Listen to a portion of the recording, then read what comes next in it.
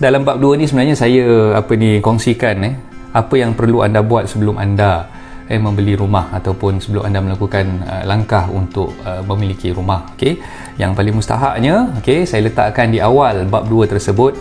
Nak beli rumah ni jangan main hentam sajalah.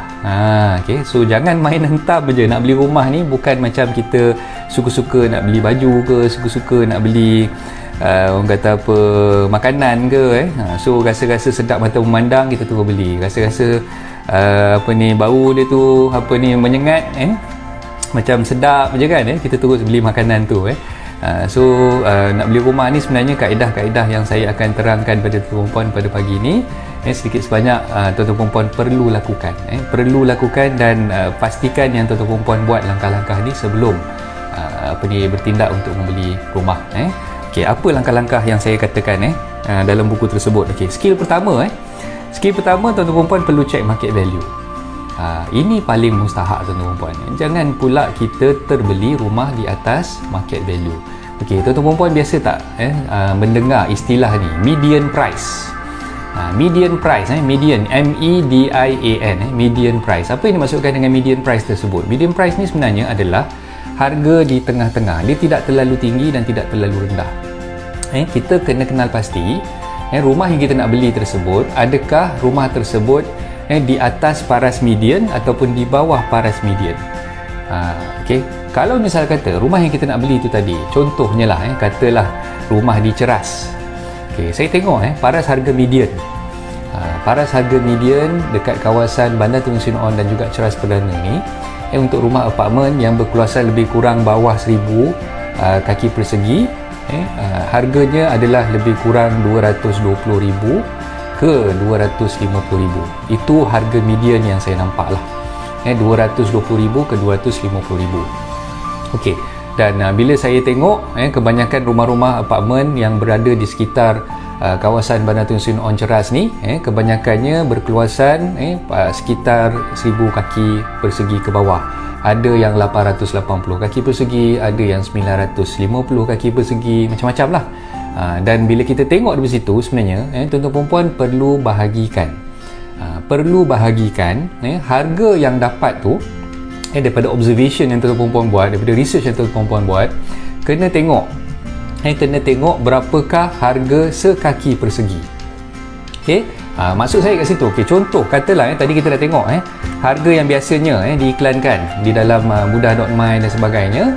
Okey, kita dah tengok harganya adalah katalah 220,000.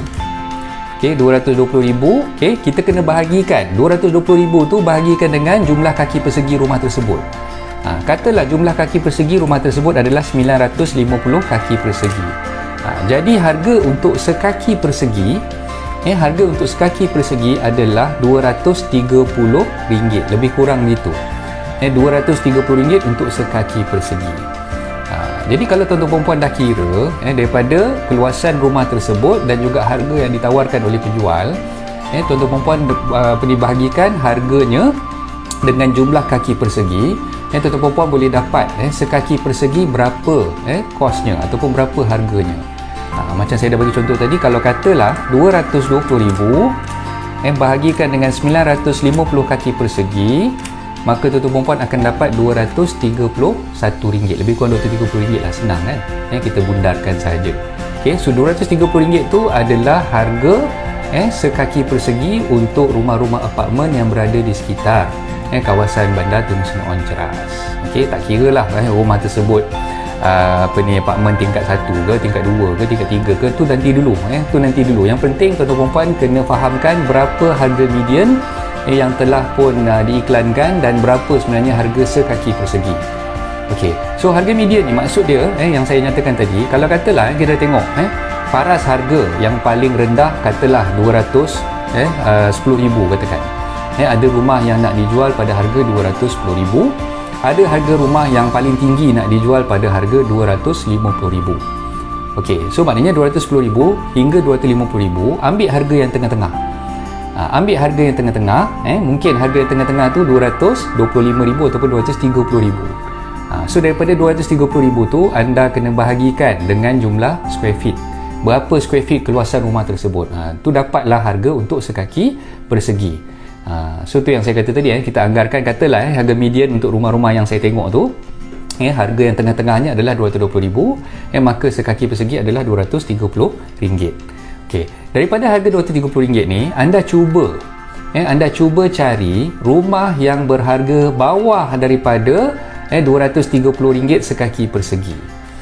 Contoh paling mudah sekali lah, kalau katalah harga rumah tersebut mungkin dalam lingkungan RM190,000, RM195,000, bawah RM200,000 kan. So rumah-rumah tersebut sebenarnya di bawah harga median. So rumah-rumah macam ni sebenarnya yang tuan-tuan puan perlu target. Okey, itu tips yang pertama. Okey, tips yang kedua saya nak ceritakan kat sini. Tuan-tuan puan seharusnya bukan tengok kepada website untuk penjualan rumah semata-mata. Okey, fahamkan maksud saya ni. Tuan-tuan puan biasanya nak beli rumah, kita tengok website iProperty, kita tengok website mudah.my, kita tengok website apa lagi, Edge Property, kita tengok Prop Social, kita tengok Property Guru. Semua ni website-website yang mengiklankan rumah untuk dijual. Okey, tapi untuk kenal pasti harga market value ataupun pasaran, harga pasaran rumah tersebut, kita perlu tengok kepada transaksi yang dah berjaya dimuktamadkan. Maksud saya penjualan rumah yang berjaya, penjualan rumah yang mana SNP ataupun perjanjian jual belinya dah ditantangani, maka itulah sebenarnya harga yang tuan-tuan puan perlu orang kata apa, selidiki, dan tuan-tuan puan gunakan itu sebagai benchmark, bukannya ikut harga yang diiklankan untuk penjual-penjual yang baru nak mencari pembeli. Okey, kat mana sebenarnya tuan-tuan puan nak tengok harga yang memang dah ada ataupun transaksinya dah dimuktamadkan? Okay, ada satu website, website tu nama dia bricks.my, brickz.my. Okay, bricks.my ni adalah website yang meletakkan transaksi jual beli hartanah di kawasan, katalah kita nak buat tadi di Bandar Tun Sri Onceras, kawasan-kawasan tertentu, kita boleh search di bricks.my tu, katalah saya nak cari rumah di Bandar Tun Sri Onceras, jadi kita type kat situ Bandar Tun Sri Onceras, kita search. So dalam bricks.my ni dia akan letakkan harga-harga rumah yang dah terjual, yang mana transaksinya dah dimuktamadkan. Kat situ lebih tepat. Sebab apa? Kalau katalah kita tengok iklan yang ada dalam mudah.my, dalam Edge Property ke, dalam iProperty, dalam Property Guru dan sebagainya, itu adalah harga-harga yang ditawarkan, belum lagi dimuktamadkan, yang ditawarkan oleh penjual untuk dia menjual rumah dia.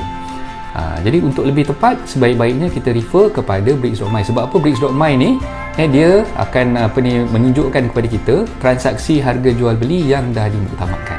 Dan juga dalam bricks.my pun dah ada diletakkan harga mediannya berapa dekat kawasan tersebut, harga per square footnya berapa untuk kawasan yang kita nak beli tadi. Jadi lebih mudah untuk tuan-puan buat orang kata apa, research dan distinguish sama ada rumah yang tuan-tuan puan nak beli tu adakah rumah tersebut di bawah harga pasaran, di bawah market value ataupun di atas market value. Jadi itu tips yang pertama, yang paling mustahak yang tuan-tuan puan kena buat. Skill pertama, kena pastikan tuan-tuan puan tidak terbeli rumah yang di atas harga market value. Yang mana yang tak ada lagi buku 7 tips ni, boleh order sekarang. InsyaAllah kita akan postkan kepada anda. Harganya cuma RM50 termasuk postage di Semenanjung, dan RM60 termasuk postage ke Sabah dan Sarawak. Okay, baca buku tu, jangan tak baca pula. Dah dapat tu jangan dibuat perkasam, jangan disimpan di rak-rak buku. So dah beli tu jangan sia-siakan apa yang anda ada tu. RM50 bukan senang nak kumpul tuan-tuan kan. Saya percaya ramai di kalangan kita ni nak dapatkan RM50 nak beli buku ni pun kadang-kadang tersedak juga. Terbatuk-batuk juga nak kumpulkan RM50 tu. So dah bayar RM50 tu, dah dapat dah bukunya, bacalah. Jangan tak baca pula, rugi. Itu dah namanya kufur nikmat. Dah dapat buku tapi tak baca, tu namanya kufur nikmat. So kena baca, fahamkan apa yang saya tuliskan. Kalau tak faham sesi cubitan pagi setiap pagi ni, yang kita buat sesi bedah buku ni, tanya dengan saya. Apa yang tak faham tu kita boleh bincangkan. Okay? So insyaAllah kita jumpa lagi pada masa-masa yang akan datang. Assalamualaikum warahmatullahi wabarakatuh. Bye bye.